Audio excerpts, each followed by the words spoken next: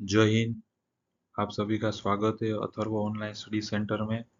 आज का हमारा विषय है जो exam competent person for inspection and certification of boiler, जो exam central boiler board conduct करती है और ये एग्जाम हर 3-4 साल में एक बार आती है। तो इस एग्जाम में आपको पेपर 1 पेपर 2 रहता है।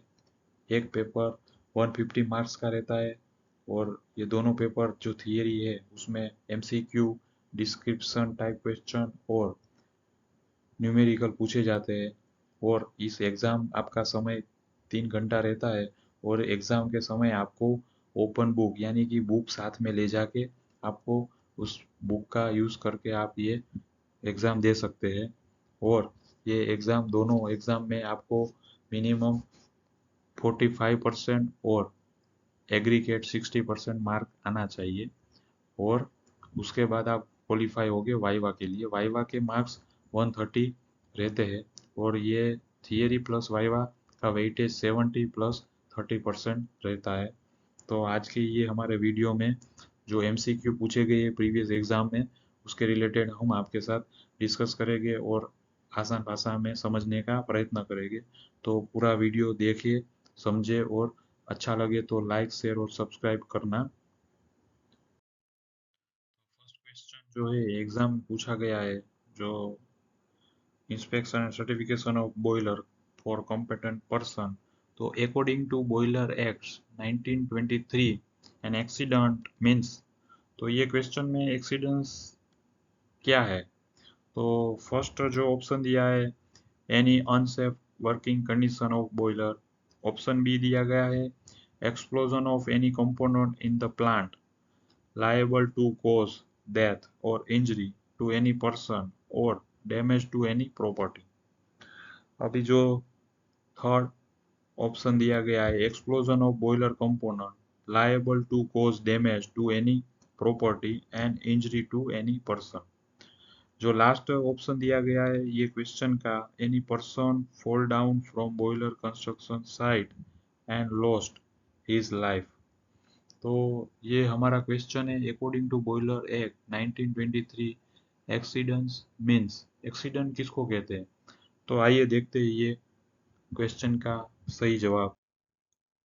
तो इस क्वेश्चन नंबर 1 का सही जवाब है C, explosion of boiler component liable to cause damage to any property and injury to any person. खास याद रखिएगा, प्रॉपर्टी और पर्सन को जब डैमेज होता है, जब बॉयलर और बॉयलर कंपोनेंट एक्सप्लोजन होता है, तब उसे एक्सीडेंट कहते हैं एज पर बॉयलर एक्ट 1923।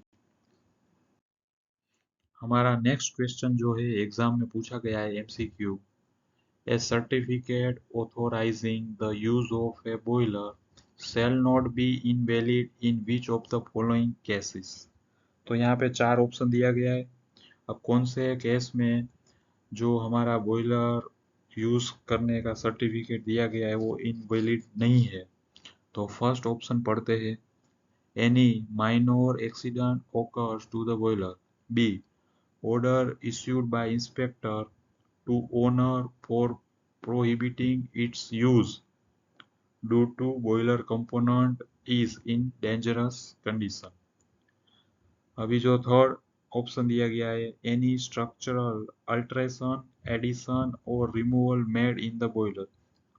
और जो आखिरी हमारा ऑप्शन दिया गया है आंसर का, change of boiler operational engineer who is the main person taking care of boiler. तो अब ये सवाल जो है उसके 4 ऑप्शन दिए गए, एक ही ऑप्शन उसका सही है। तो ये जो certificate authorising use of boiler कौन से केस में इनवैलिड नहीं है? तो इसका सही आंसर देखते हैं। तो क्वेश्चन नंबर 2 का सही आंसर है change of boiler operational engineer who is the main person taking care of boiler. तो ये सही आंसर है, यानी कि जो बॉयलर का चार्ज संभालता है, देखता है, वो ऑपरेशनल इंजीनियर अगर प्लांट छोड़ के दूसरी कंपनी में ज्वाइन करता है तब ये use of boiler certificate invalid नहीं होता है। अब एग्जाम में पूछा गया third question, which of the following forms is required for certificate of inspection for site assembled boiler. यानी कि जब आपका साइट में बॉयलर बन जाता है, बाद में सर्टिफिकेट ऑफ इंस्पेक्शन फॉर्म कौन सा रहता है। यानी जब इंस्पेक्टर साइट पे आके आपका बॉयलर का इंस्पेक्शन करके आपको जो सर्टिफिकेट फॉर्म जो देते हैं, वो कौन सा फॉर्म है। तो फर्स्ट ऑप्शन दिया गया है फॉर्म 2, सेकंड ऑप्शन दिया गया है फॉर्म 2/A, सी ऑप्शन दिया गया है फॉर्म 2A, डी ऑप्शन दिया गया है फॉर्म 2/2। देखते हैं इसका सही आंसर कौन सा है।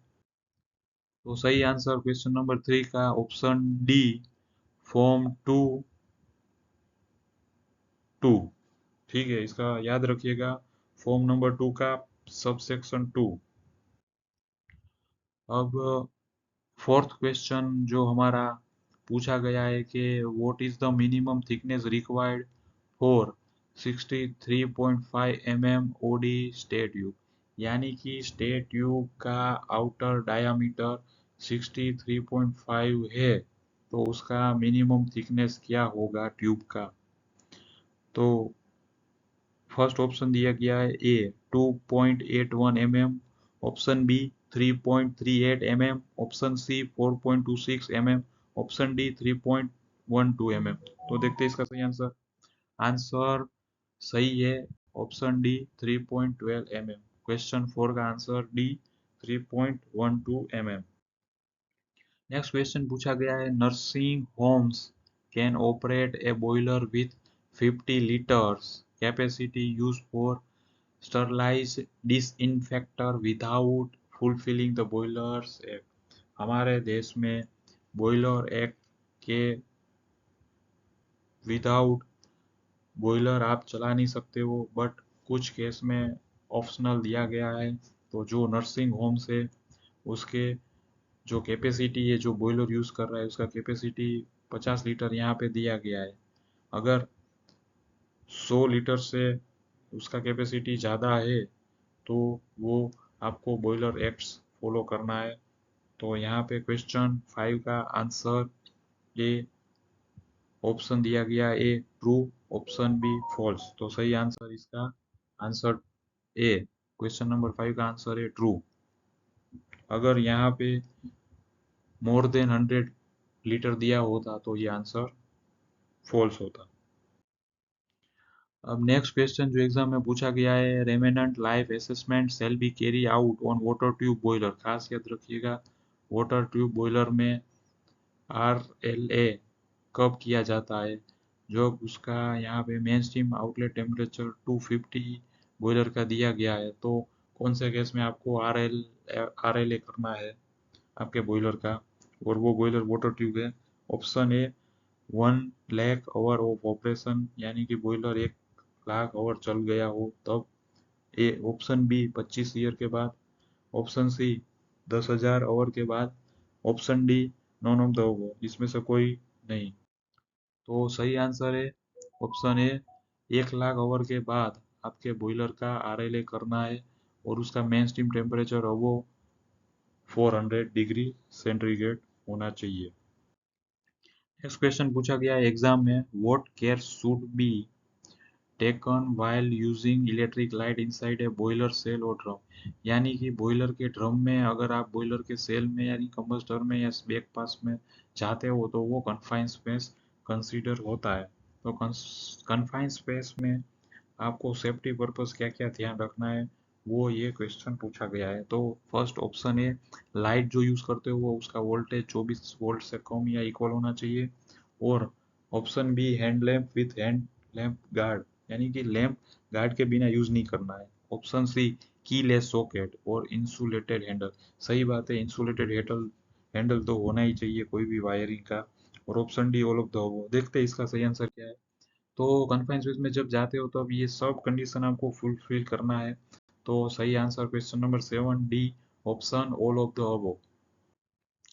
नेक्स्ट क्वेश्चन है, जो manufacture of boiler shell maintain the records pertaining to boiler components including certificates and drawings for a period of, यानी कि जो बॉयलर कंपोनेंट और बॉयलर बनाता है मैन्युफैक्चरर, उसको इसके ड्राइंग और सर्टिफिकेट कितने टाइम तक रखना है उनके पास संभाल के। तो फर्स्ट ऑप्शन दिया गया entire life of boiler, C up to registration, B 3 year, D 5 year. देखते हैं इसका सही आंसर क्या है। फॉर मैन्युफैक्चर, खास याद रखिएगा। अब क्वेश्चन 8 का आंसर ऑप्शन डी, 5 साल तक बॉयलर मैन्युफैक्चरर है उसको ड्राइंग और सर्टिफिकेट संभाल के रखना है, उसके बाद उसको वो संभालेगा नहीं, नहीं तो कोई जरूरत नहीं है। नेक्स्ट क्वेश्चन पूछा गया एग्जाम में कि जो आपके बॉयलर वाटर की पीएच कितनी होनी चाहिए जब उसका working pressure 5 mega newton per meter square. तो ऑप्शन ए दिया है 8.5 से 9.5, option B 11 to 12, option C 10.5 to 11 और option D any of the above. तो देखते हैं इसका सही आंसर क्या है। बॉयलर वाटर पीएच कितना मेंटेन करना है जब आपके बॉयलर की working pressure 5 mega newton per meter square है। तो क्वेश्चन नंबर 9 का आंसर सी सही है, राइट है।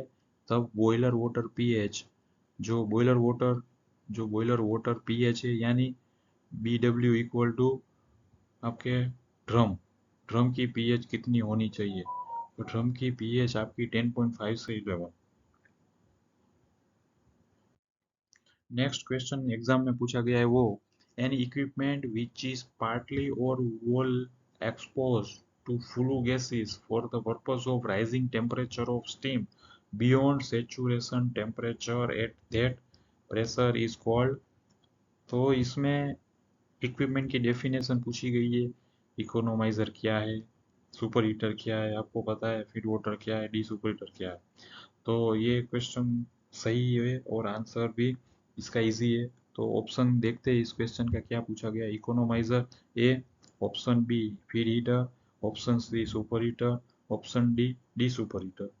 तो खास याद रखिएगा, जो फ्लू गैस में से हीट एक्सट्रैक्ट करता है और उसका टेम्परेचर राइज करता है।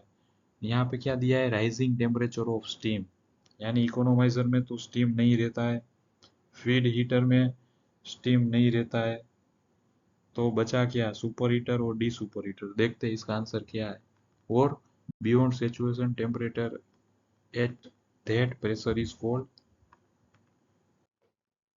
सही आंसर क्वेश्चन नंबर 10 का सुपर हीटर आएगा। ठीक है, ऑप्शन सी सुपर हीटर।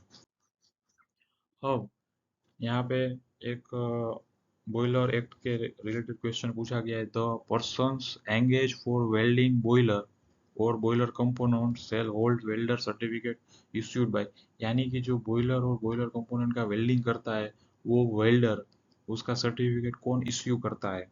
तो ऑप्शन दिया गया है वो देखते हैं। Option A competent person, option C competent authority, option B inspecting authority, option D registering authority. तो क्वेश्चन नंबर 11 जो आंसर है C, option C competent authority.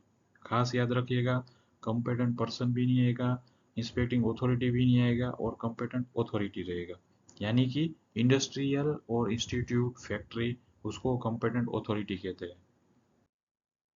Form जो 12th क्वेश्चन है हमारे जो एग्जाम में पूछा गया है, form 6 shall be countersigned by chief inspector at, यानी कि चीफ इंस्पेक्टर जो इंडस्ट्री को फैक्ट्री को फॉर्म 6 देता है तो उसमें क्या कंडीशन रहती है। तो option A time of registration of boiler only, option B time of inspection of boiler for renewal of certificate only, option C time of alteration modification in the boiler only, last option D time of transfer of ownership only. तो जब हमारे chief inspector जो रहते हैं state के, वो form 16 में तभी साइन करते हैं जब time of registration of boiler होता है। तो सही answer option A, question number 12 option A, time of registration of boiler only. अब नेक्स्ट क्वेश्चन पूछा गया एग्जाम में, time limit for assigning of registry number for boiler.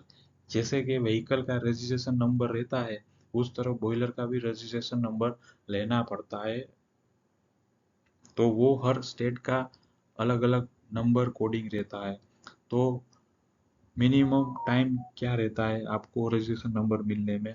तो यहाँ पे ऑप्शन ए 15 दिन, ऑप्शन बी 45 दिन, ऑप्शन सी 30 दिन, ऑप्शन डी 7 डेज। तो इसका सही आंसर क्या है? आपके बॉयलर का रजिस्ट्रेशन नंबर 30 दिन के अंदर आफ्टर बिफोर इंस्पेक्शन मिल जाता है। मीन्स इंस्पेक्शन होने के बाद 30 दिन में आपका रजिस्ट्रेशन नंबर मिल जाता है। 14 question, minimum diameter of safety valve required for a small industrial boiler is। अब यहाँ पे आप ध्यान रखिएगा, स्मॉल इंडस्ट्रियल बॉयलर पूछा गया है और सेफ्टी वाल्व का मिनिमम डायमीटर पूछा है। तो option A 13 mm, option B 19 mm, option C 1 inch, option D 12 mm। अब उसके साथ भी एक दूसरा क्वेश्चन भी ले लेते हैं। इन ए सब critical boiler operation maximum pressure is observe in the. अब आपके बॉयलर में जो सब क्रिटिकल बॉयलर है उसमें सबसे ज्यादा प्रेशर कहाँ पे रहता है? Option A drum, option B main steam header, option C super heater, या ऑप्शन डी इकोनोमाइजर। देखते हैं ये दोनों क्वेश्चन के आंसर सही क्या है। तो जो 14 नंबर क्वेश्चन है उसका आंसर ए 13 mm से ज्यादा रहना चाहिए, कम नहीं। ठीक है। क्वेश्चन नंबर 15 सही आंसर है ऑप्शन डी, इकोनोमाइजर में आपका प्रेशर ज्यादा रहता है। धन्यवाद आप सभी का पूरा वीडियो देखने के लिए। और हमारा वीडियो अच्छा लगे तो लाइक शेयर सब्सक्राइब करना न भूलें।